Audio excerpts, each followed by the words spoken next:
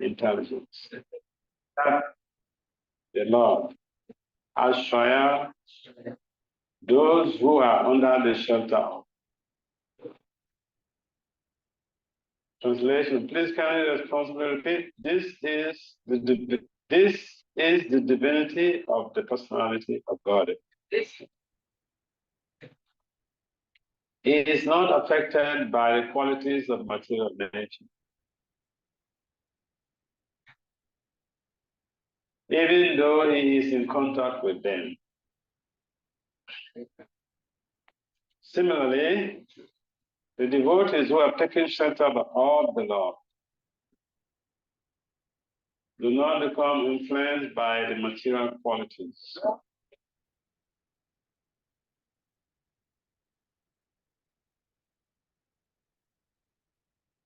Papa, please can you listen attentively? In Vedas and Vedic literatures, Shruti and Smriti, it is apparent that in the divinity there is nothing material.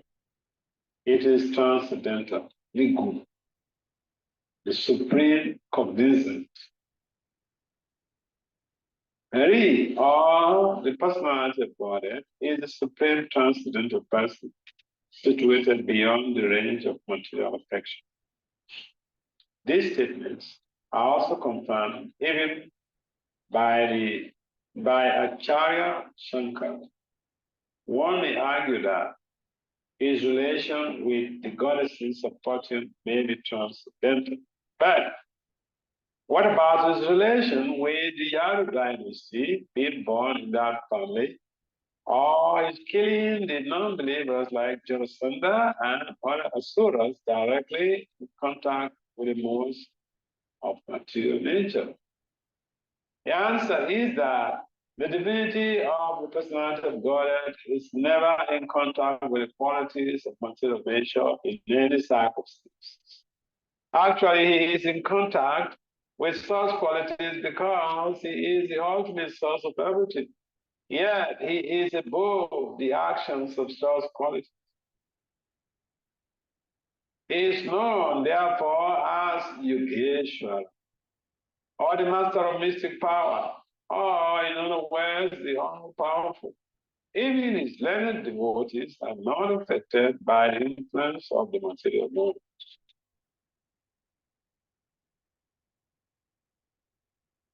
The great six Goswamis of Vrindavan all came from greatly rich and aristocratic families. But when they adopted the life of mendicants at Vrindavan, superficially they appeared to be in wretched conditions of life. But factually, they were the richest of all in spiritual values. Such Mahabhagavats, or first great devotees, although moving among men, are not contaminated by honor or insult, hunger or satisfaction, sleep or wakefulness, which are all resultant actions of the three modes of material nature. Similarly, some of them are engaged in worldly dealings, yet are unaffected. Unless these neutralities of life are there, one cannot be considered situated in transcendence. Unless these neutralities of life are there, one cannot be considered situated in transcendence. The divinity and its associates are on the same transcendental plane, and their glories are always sanctified by the action of Yoga Maya, or the internal potency of the Lord. The devotees of the Lord are always transcendental, even if they are sometimes found to have fallen in their behavior. The Lord emphatically declares in the Bhagavad Gita 9:30 that even if an unalloyed devotee is found to be fallen due to previous material contamination, he is nevertheless to be accepted as fully transcendental because of his being engaged 100% in devotional service of the Lord. The Lord protects him always because of his rendering service unto him. And the following conditions are to be considered accidental and temporary. They will vanish in no time. Come again. So, yeah. So, yeah. Sakso Gurita is fine. See Gurabe Suchetayam and all this time. Stafeta Genufu Tale. Swayam Muka Kadamaya Kadataswa Kadantakam. Vandesi Krishna Chaitanya Nityananda Sahodita Godadai Puskavanto Chitu Chamutami. Jaya Sri Krishna Chaitanya Prabhu Nityananda Sri Advaita Vedanta Sri Vasant Sri Gaura. Hare Krishna, Krishna Krishna. Hare Ram. Namo Vishnu Padaya Krishna Pristaya Bhutale Srimate Bhakti Vasudeva Namaste Saraswati Deve Gauravan Charine Nirvishesa Śrīmad-Bhāgavatam Panchakalpataribhyacha Kripasimudhyayavata Patitanapāvyo Vaishnavibhyo Namo. So, this is the divinity of the personality of God. He is not affected by the qualities of material nature, even though he is in contact with them. Similarly, the devotees who have taken shelter of the Lord do not become influenced by the material. So,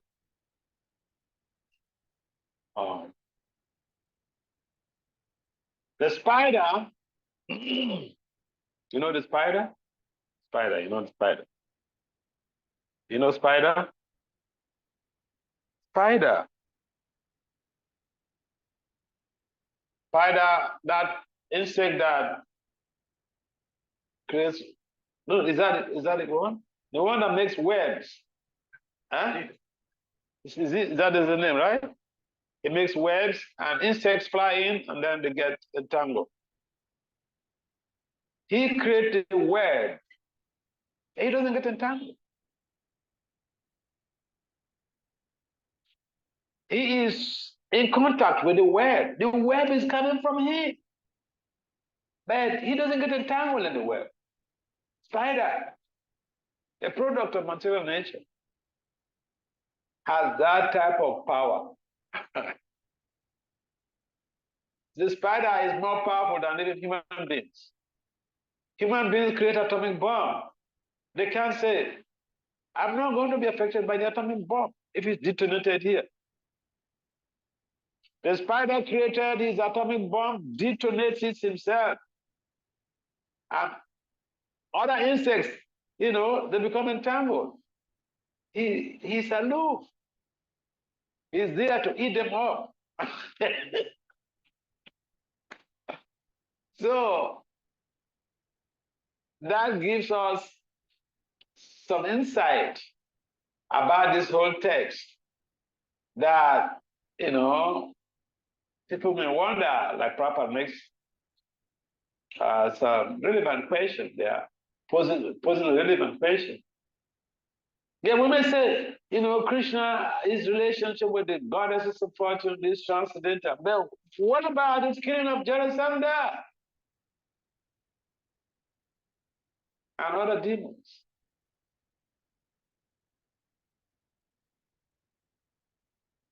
So Prabhupada explains that the law is liquid. The permutations of the modes of nature in mathematics, that's what we call permutation, or precisely additional mathematics. It's what we call permutations. And permutation is always very difficult. Of course, people don't like mathematics. How many people here are doing their PhD in mathematics? You're doing your PhD in mathematics. Okay. He used to be feared. Because mathematics, people run away from mathematics, okay? I had, uh, one of my friend's daughters, she just graduated in first class honors in mathematics. The parents are not, literate people. So they don't know the value of that. First class honors in mathematics. So I told her, hey, go and prepare. I'm looking forward to calling you doctor. Go for your master's and go for your PhD.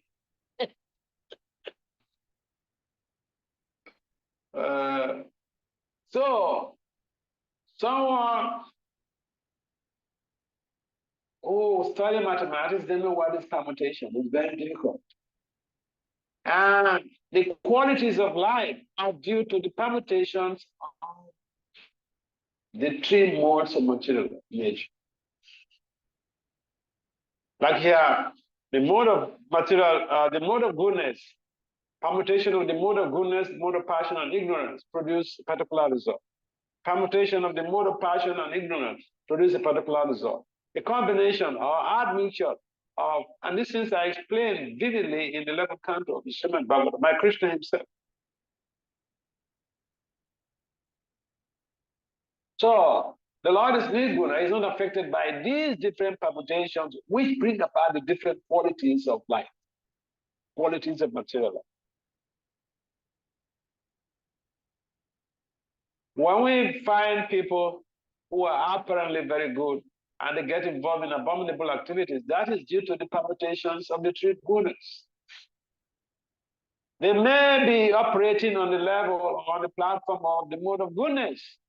But you see, the modes of nature, the permutations don't have respect for anybody. They don't honor anybody. They don't worship them. Who are you? They don't have any object of worship. The modes of nature don't have any object of worship. So as far as we are embodied souls, the permutation goes on because the three modes of nature are vying for supremacy. They are trying to see who is in charge.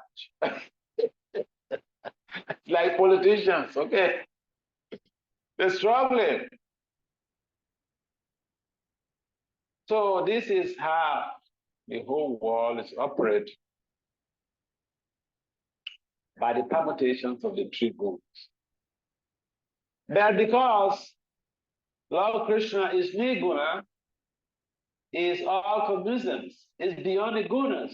He is not affected by the permutations of the gunas. Just like this spider is not affected by the effect of his own web on the environment.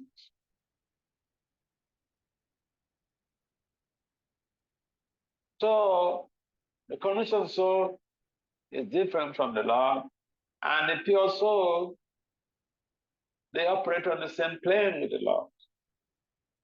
They are not also affected. Papa gives the example of the those families of the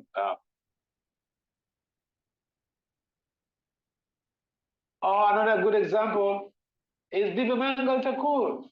He was even blind, but he was not affected by his blindness.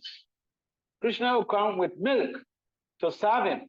Krishna personally will come to serve Divyamangal Thakur with milk.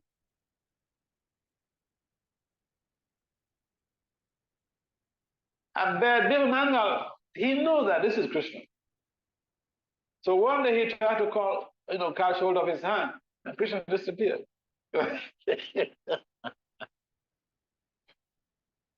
So although he was blind, he was not affected by his blindness.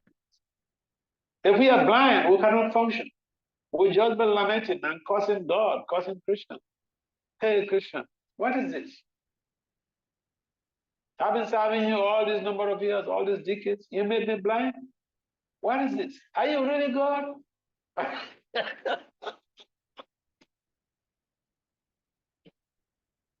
So The pure soul is operating on the same plane with the Lord.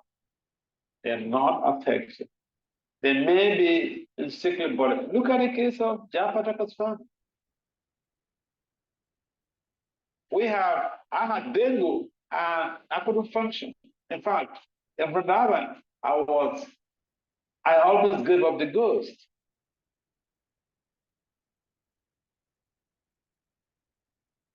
But the boy who was helping me said, I mean, I was not conscious of the environment anymore. He was scared. That is dengue. It depletes your blood cells, your platelets. So we are embodied souls. We get affected by the condition of the material environment, the condition of the good, health condition, impact on our behavior. So it is important to understand that, yes, we may say, well, Krishna also had headache. He told his devotees to bring the dust from their feet. And some of them refused. But the gopis, they said, what? Krishna needs the dust from our feet to get cured of his headache. Take it. And the messenger said, do you know what you're doing? Hey, you go to hell. If the dust from your feet touches Krishna's head, you go to hell, boy. They say, we don't care. Going to hell, so what? This is going to cure Krishna's headache. Take it. We're ready to go to hell. See the consciousness? Is it to please Krishna? If it is to please Krishna, the pure devotee is willing to do anything.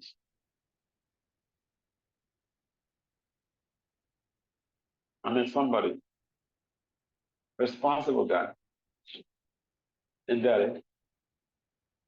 So his wife first came to me with this person. The child came to me, I was asking. The parents are not following anything. They travel here and there, go to Vrindavan all the time.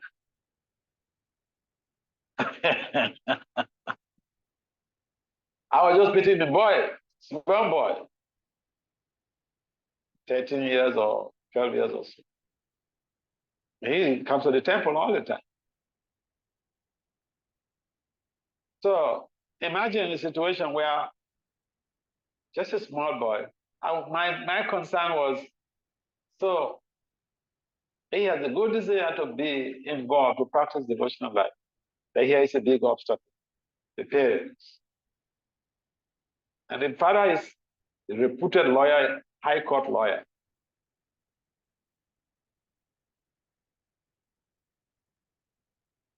But the boy comes. So, sometimes we play around with the opportunities available at our disposal, especially children from devotional families. And therefore, Krishna allows some obstacles to come our way to test our faith. We want Krishna or we want something else.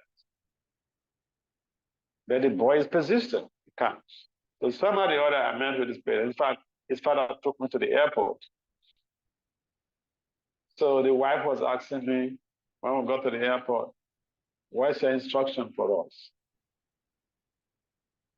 I said, take good care of this boy. Facilitate his devotional life. It's not to ask instructions that is the issue. It's to follow the instructions. I told him. Are you here to take care of this boy? They said, yes. I said, you're promising me. And you have to execute it. You asked. I didn't ask you anything. You asked, what is our instruction for us?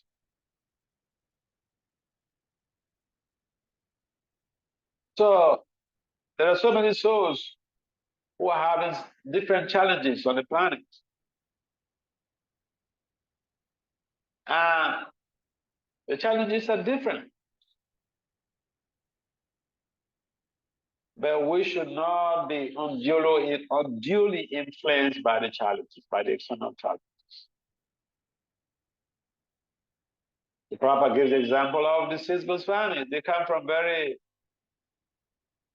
highly reputable aristocratic families. Some of them are top class, high profile government workers. And then they choose to be medicals, devotional medicals. And sometimes people think that when you don't have anything to do, then you take science, right?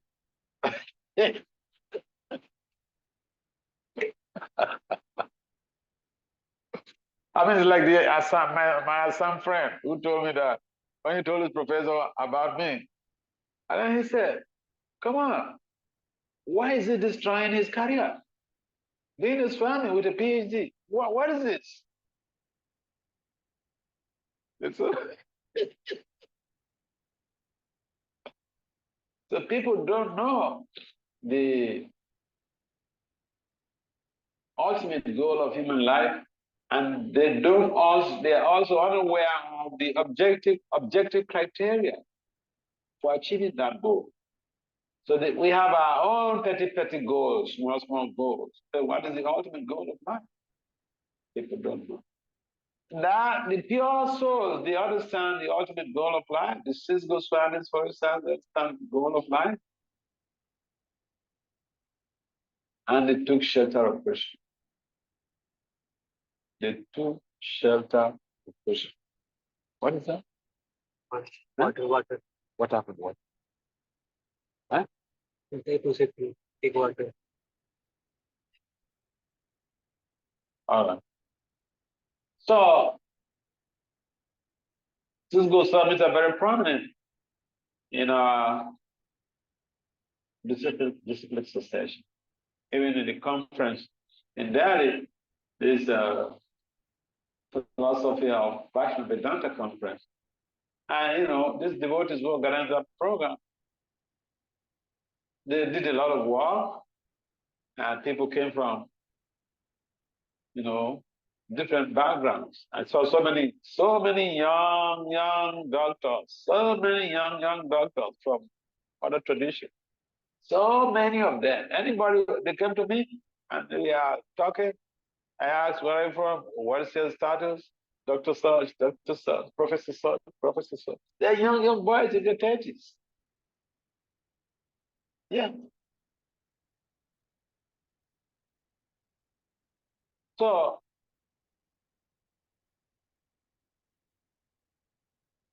people are yearning for spiritual life. And sometimes it's overwhelming to become involved in spiritual life. Sometimes we have so many challenges to deal with, and the challenges seem to overwhelm us. But we should understand that there is nothing good that comes easy.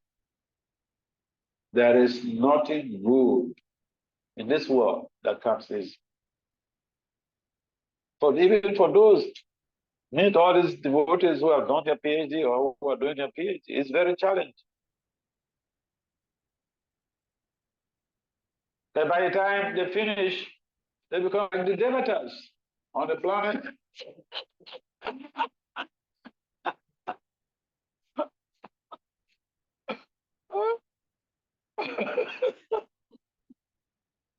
Oh yeah. And then they have two dandas. One spiritual danda and material danda.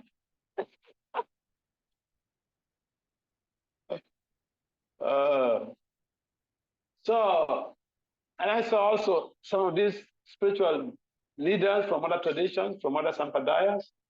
They are doctors. They're doctors. Yeah. All these Udupi, these guys with big tilak, they are doctors. The PhDs.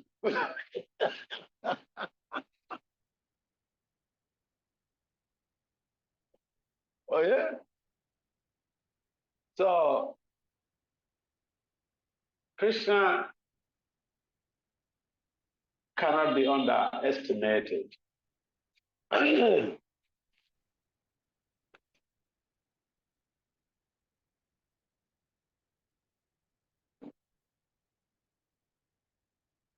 so it's so important that we celebrate, we renew our shelter at the lotus feet of Lord Krishna and Prabhupada every day. Because sometimes it's quite observable that we become very serious in our spiritual life. But then that enthusiasm wanes. So we should renew our contract, we renew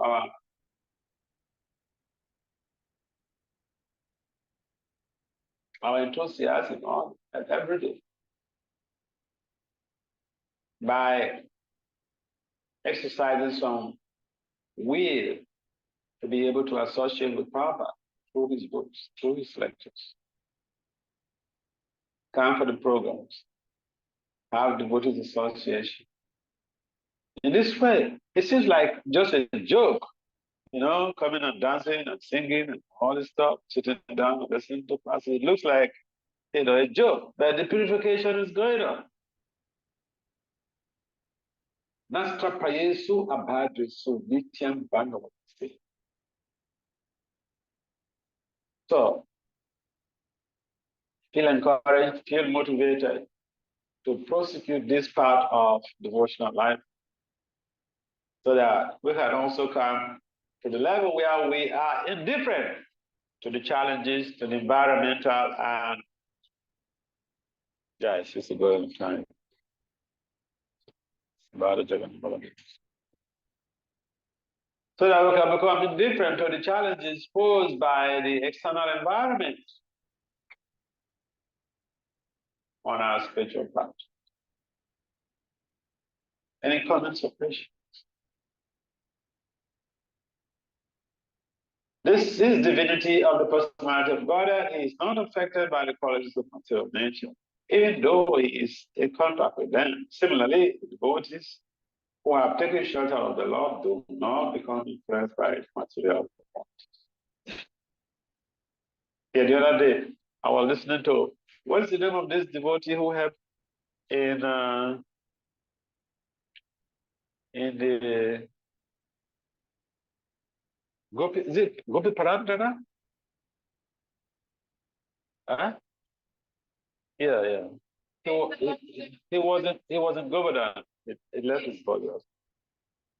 Yeah, I was listening to this some of his presentation in Jiva Goswami's Tata Sandava, and that one of a series of those presentations, he was so sick, but he was present. I felt motivated. Yeah. So yeah, we have problems, but we should not allow the problems to overwhelm us. That's the point. These Goswamis, they couldn't even sleep for very few hours. But don't imitate the six Goswamis, have sufficient rest.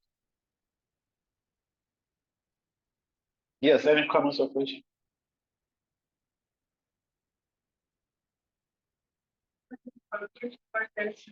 Devotee, the time being is initially from past, awesome. Still is considered to be Mahatma. So my doubt is also like how we are being trained and following all the principles and we are seeing that if we don't follow, we are not properly following our action. If somebody not doing that, how we can maintain the same vision towards? Yeah, it's an important factor. The real thing is that in Bhagavad Gita 9:30, that's that text, yeah. Lord Krishna explains that If his pure devotee accidentally falls, accident, then no one should criticize him because he's properly situated. It's in devotional service. He gets rectified. But if someone, say, falls down and then he goes away, he doesn't get rectified. He carries terrible load.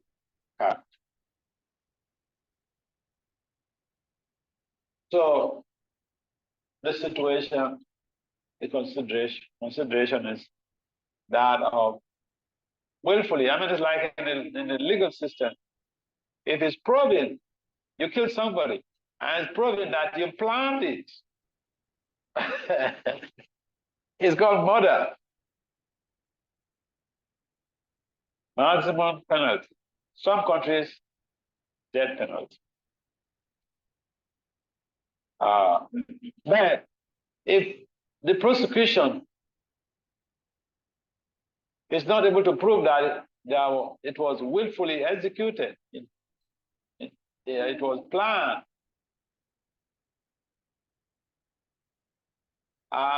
it means that they will consider it to be like an accidental killing. Yes, you go to jail, but it's called manslaughter. Or the exact legal system, they have different titles they give to this. But the difference is that one is not willful killing, the other one is willful killing. The one that is not willful killing takes a lighter punishment. So, a pure devotee who may have an accidental fall down, it does not leave devotional service. He's prosecuting devotional service. So Krishna doesn't consider it to be anything. He is situated in at lotus feet of Lord Krishna, situated in the Antaranga Shakti. The other person he takes shelter of Bhairanga Shakti. Two different things. So, but the best should not give us the impetus of continuing to be in sinful mentality or pensive mentality.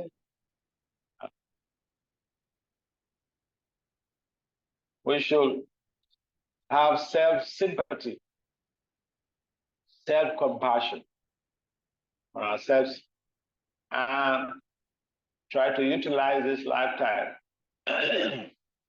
Don't plan to make mistakes.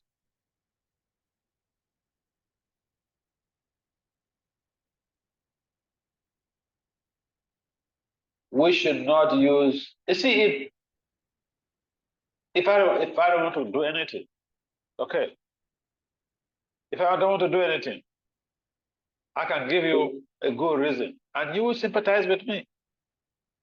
But I just don't want to do it. But I have so many reasons to give to you. But yeah, and I do this a lot, even in devotional life. If someone,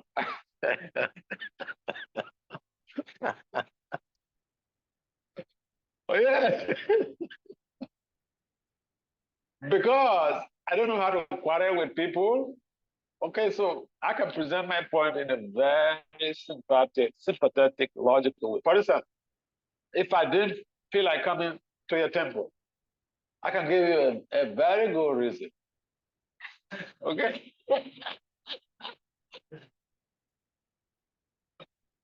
And you will share my zeal. Okay? Yeah, so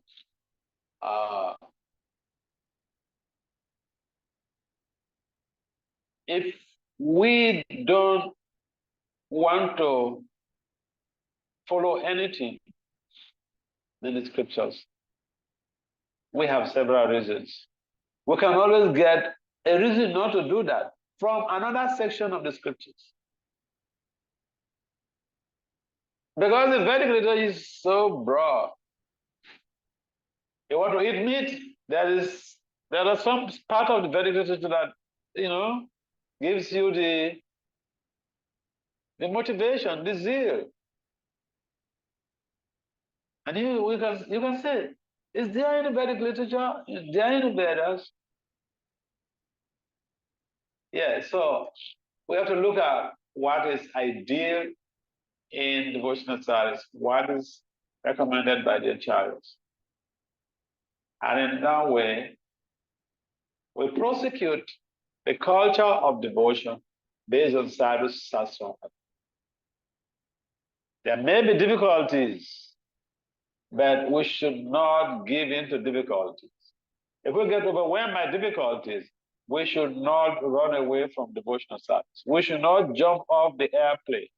If the plane is cruising through a turbulent zone, the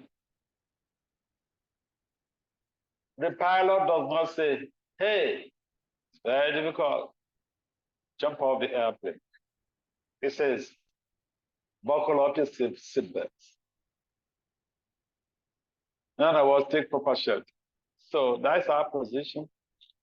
We've seen a number of people, like I mentioned, that most of material nature have no object of worship. They wouldn't care about anybody. If you mess around, they'll do it.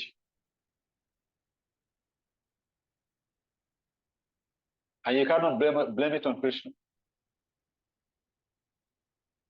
So we have to take proper shelter. We have to buckle up our seatbelts all the time. Because material world means we are cruising in turbulent areas. We are cruising, and our planes are cruising in turbulent areas.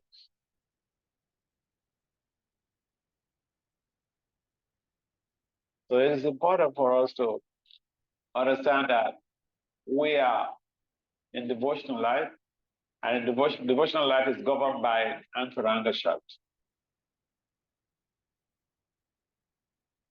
So we should not allow the permutations of the gunas to unduly influence us, that we forget we are under the shelter of Antaranga Shakti. So yes, accidental problems might be there, but definitely we should rectify ourselves. Yes, any other comments?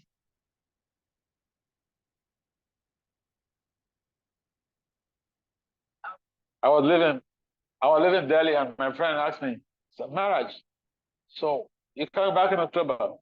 You come here. I went to his temple, Ajit Govind. You don't know him. Okay. His family, they are very close to me. I've been to his father's place in Agra and all this thing. Yeah, so what's the question?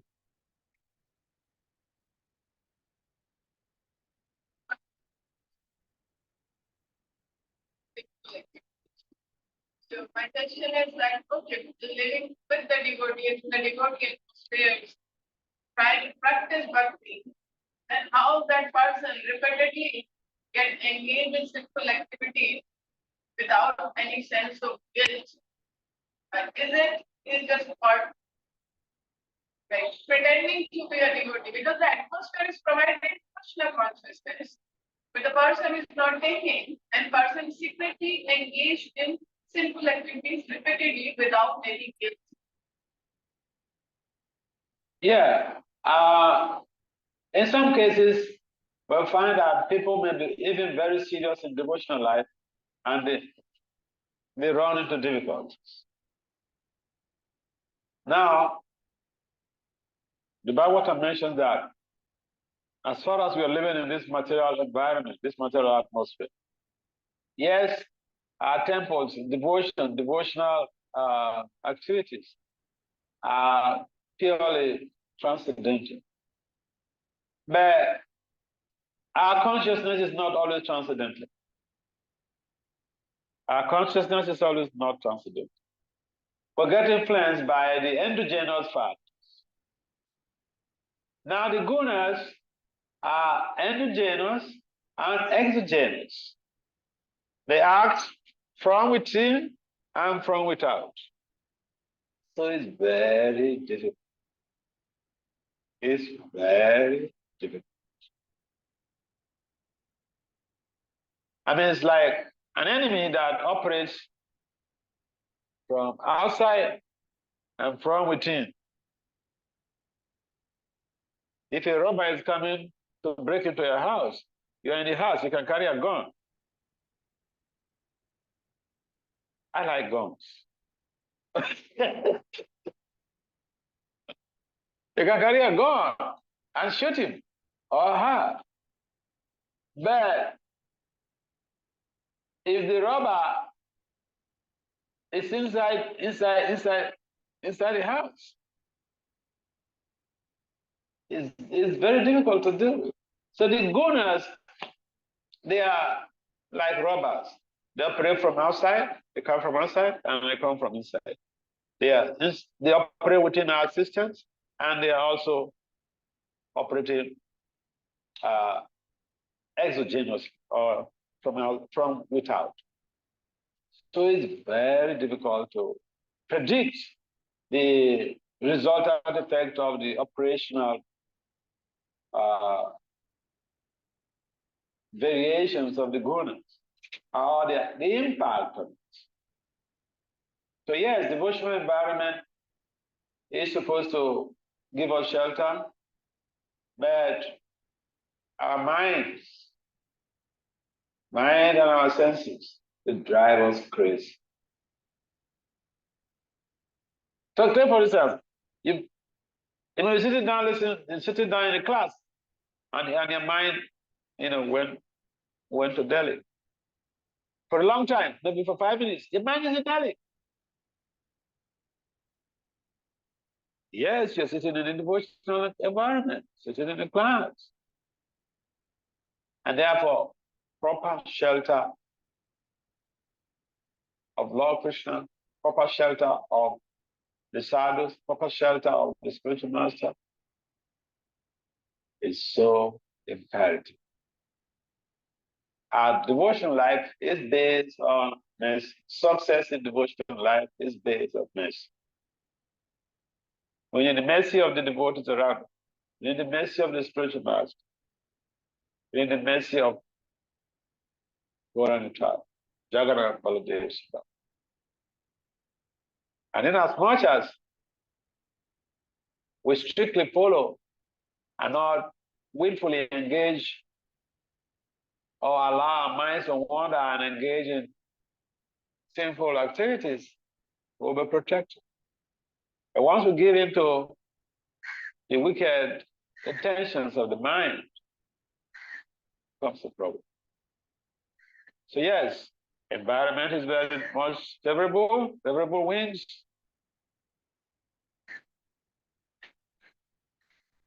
I mean, it's like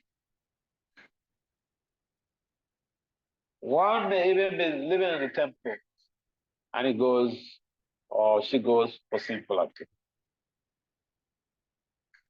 Yeah, we've seen that.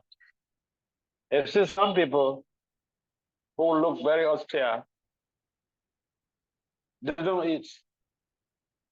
They don't eat. Yeah, I've seen, this is lived experience. I've seen it. They don't eat. But in the night, they open their locker. There is a burger there. They're eating.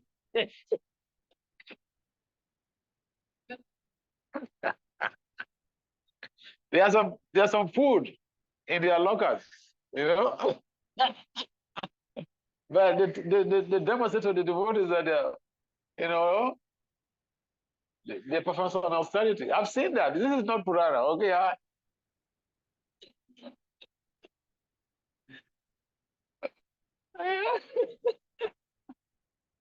So yeah, you live in a devotional environment, okay? But it's been influenced by the mind and the senses.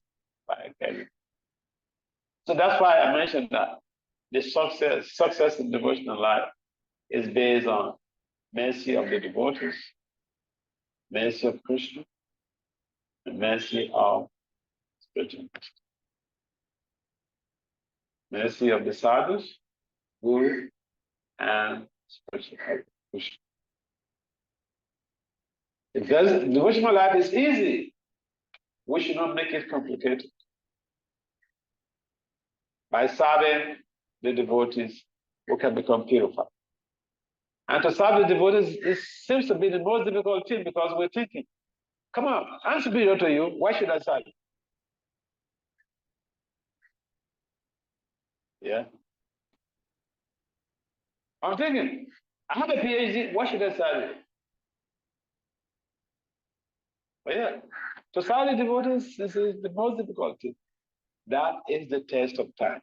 That is the litmus test.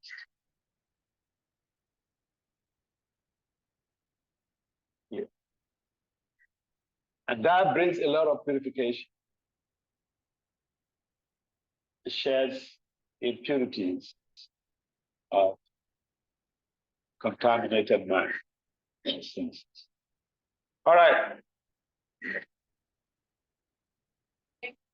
So much mercy of the Guru is repeatedly coming to the temple has complete program. External environment is full of deception.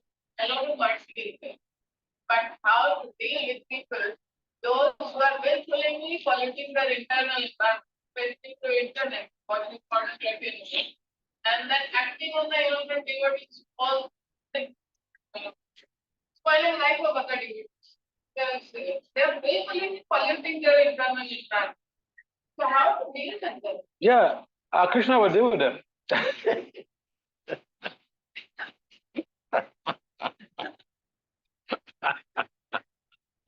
You see, my consolation, and it should be our general consolation. You know, my consolation in devotional life is that whether you're a Paramahamsa, whatever you do, Krishna will kick your ass.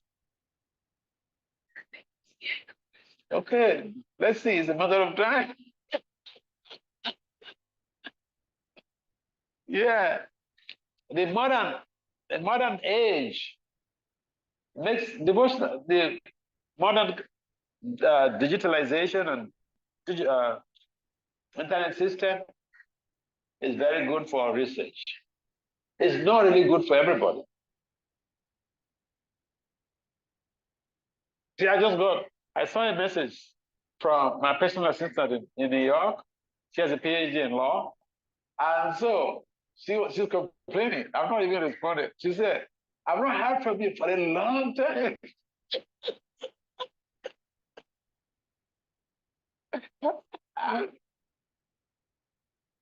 Because normally I communicate with her. But see, I had a lot of problems in August. Okay. I don't want to scare people, but so I just avoided communication with many people. But now that she's complaining that I'm not happy. I'm trying to at least now I have access to the internet. So the point is that by being able to liaise with senior people, we get impacted by divinity. By being able to have association of senior people, we get purified. I remember when my Guru Maharaj was on the planet, and I was given some horrible type of service. So sometimes I really get confused, I get really mad, mad. But when I get into those type of situations, he knows. Sometimes he'll call me in the dead of night, maybe in another country, he'll call me in the dead of night, and he will talk to me like 2 hours or something like that. And by the time he finishes talking, all my confusion and everything, my challenges is down. Association with sadhus.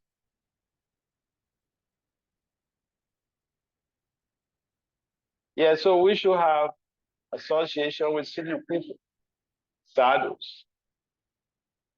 And we should have association with Prabhupada. We should read his books. We should listen to Prabhupada's lectures. Prabhupada's books are not different from his personality. So yeah, it is a big thing because even children, they're watching pornography. I remember the case of one boy. He was very sharp, 10 years old, but he was super sharp. Father and mother, they were IT personalities. They had their own company. The boy has finished reading Bhagavad Gita, he's finished reading Bhagavatam, he's reading Chaitanya Charitamrita.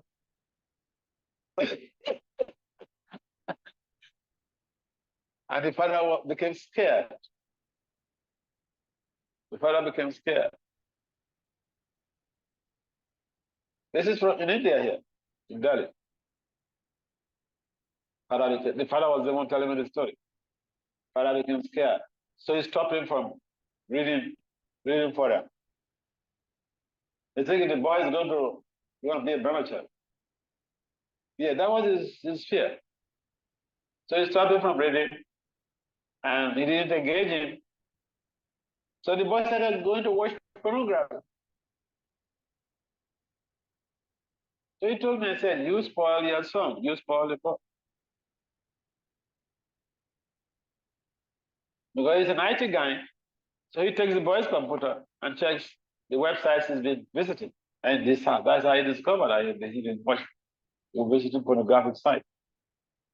So these days, even teenagers, pre-teens, they have the opportunity to access the internet. And inside the internet, it's a good place. I use the internet for research. I don't go to libraries and all these things. But internet is also a very dangerous place for young people and even old people. I know people who lost their jobs because of pornography. Yeah. I know people who failed out from college. I know people who failed out from college because of addiction to internet. So yes, it's a big problem. And therefore, we should take the chanting seriously.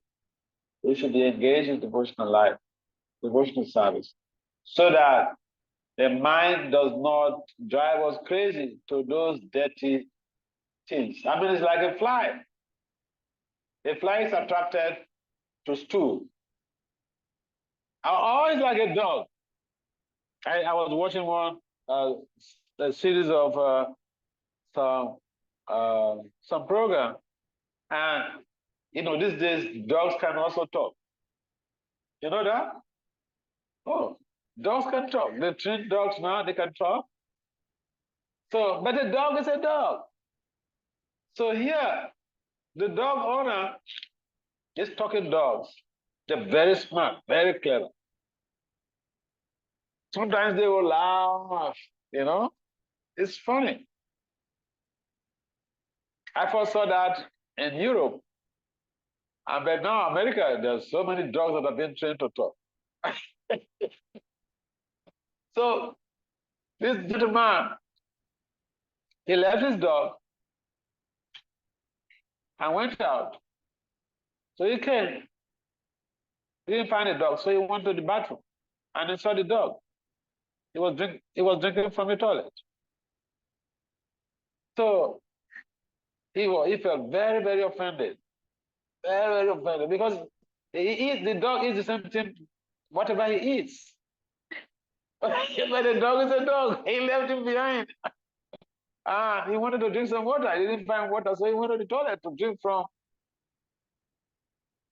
So the guy, he asked the dog, "Do you know what goes in there?"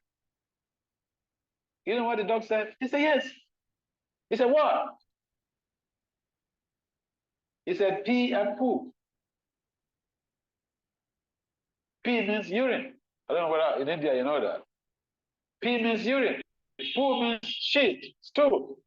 The dog said, the man asked, "What? You know what goes in there?" He asked angrily. He asked him first, "What are you doing there?" He said, "Dad, I'm feeling thirsty."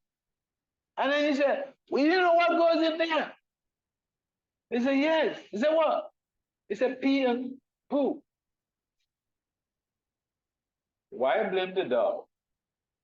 You left the dog by itself. It's a dog. It's a dog now. It's attracted to stew. It's attracted to dirty things. So our minds also attracted to dirty things. Just like the flies are attracted to stew. So we have to understand we have a weakness.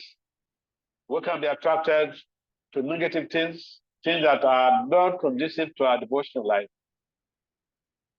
and try to have good association, purify ourselves. We try to read, we try to chant nicely. When you have to chant, switch your phone off. Don't chant and keep your phone by your side to wait for calls to come in. You know, I was speaking this with some new friends in Faridabad, and this lady who came with her husband, you know, she was laughing. I said, "Why are you laughing?" She said, "What you saying is so true. I've seen this in most of the temples I went."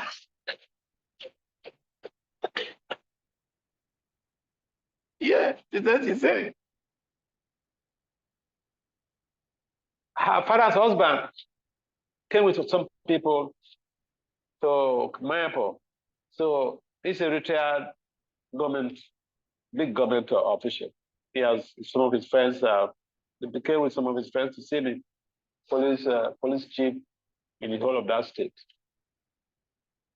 So, but then, she has seen this. We're trying to cultivate the father-in-law to take to devotional life. But then this daughter-in-law, she has seen it, and she was laughing that, you know, what he said is so true. He said she has seen it. So don't chant. We have phone, yes, but the phone is not Krishna.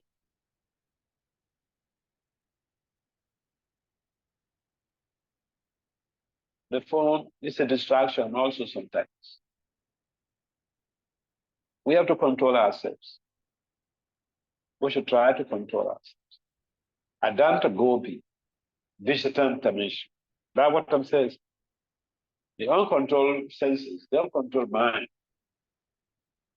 is the cause of all our problems.